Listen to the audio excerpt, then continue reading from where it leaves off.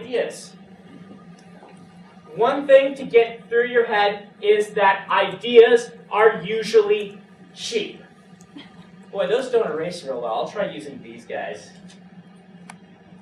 And they do say dry erase. They don't say permanent. Don't put it on anything. So I should be okay. But one thing to get over is the idea that a great idea is to make a great book. Well, a certain quality of idea is important.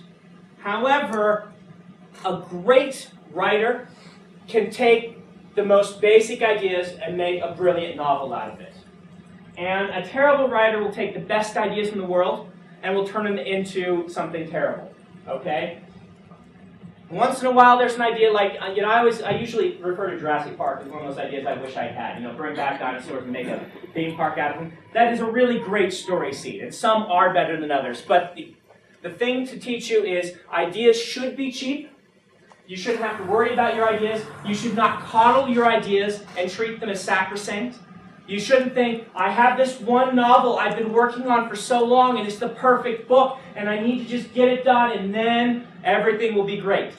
Instead, you should be thinking, boy, that book that I've been working on for 10 years, that I started, that is my baby, is such a big millstone hung around me. I should cast that aside, start fresh with something new, write it for a few months, and teach myself to write. And then, once I know how to write, then maybe I can do justice to that magnificent idea that I've been working on for 10 years, that now is just turning out to be, I've been churning and working on it for so long that I've even forgotten how many drafts I've done. And, this was in one draft, and this other thing was in another draft, and I forget that I've taken this out. It gets to be a big mess. So for this class, you will have to cast aside anything you've been working on before, unless you come and get specific permission from me. Someone who has a book contract has permission to work on what they have a book contract for. Or I guess you have an agent, but not a contract yet. Yeah, not but for the most part, you should be taking anything you've written on before. You can take something you've got ideas for, you've planned, but anything you've written on before, you should cast aside and start fresh from the beginning for this class. You've written like an introductory chapter or something. Yeah, you're fine. You're fine on that. You go with the spirit of the law. What are we doing? You're putting this in front? Oh, sure, put the microphone in front of me. Make it easy for people to listen. You're going to get the lapel mic for me, right? Yeah. I'm eventually going to... Didn't I feel all cool and techy and stuff like that? Yeah, sorry people listening online who might actually be doing it. Hi.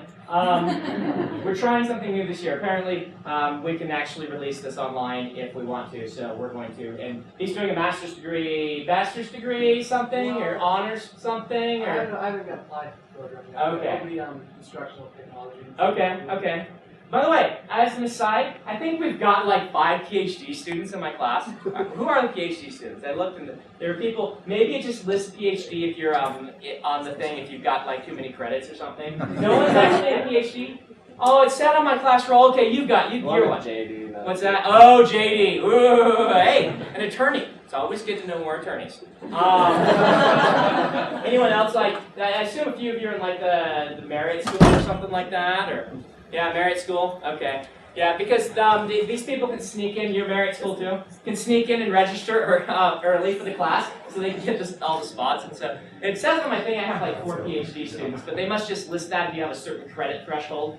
Some of you must just be eternal students who are continuing education and have like, 300 credits or something. And like, they must be in a PhD because otherwise why would they want so many classes?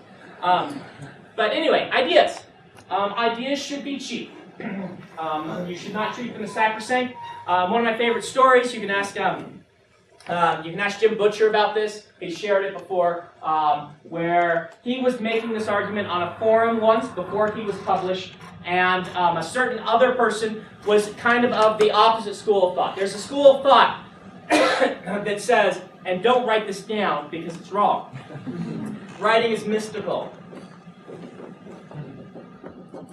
Right? Writing is about, sitting and then, the muse strikes. I assume not the band. And the muse strikes you, and something like pops out of your head like a Athena, and it's just like, boom! And then book! And then somehow in between this, it's like, you win a Pulitzer! I don't know, that's probably not what they get anyway. Not a Pulitzer, a National Book Award, there you go! And then you're drafted in the basketball team. And it's all there's this feeling that that's what it is. I don't subscribe to this at all. Okay? I really, really don't. That's not to say that sometimes cool inspiration doesn't hit you, because we all kind of go through that. You'll have times you're like, I'm just on fire today and I don't know why. And you're writing it, it's great and it's awesome. But the thing to remember is, for every writer who's a real pro that I've talked to, they have moments like that, and they have moments where it's pure drudgery, where they sit and it's like chopping wood, as Howard Taylor puts it. You just hit and you chop the wood and you do what you know you need to do. And at the end of the day in the book, I have found that readers can't tell the difference between these two. Okay? They can't tell the difference. And that's because through the drafting process, you make this one better and you take out all the pretentiousness of this one.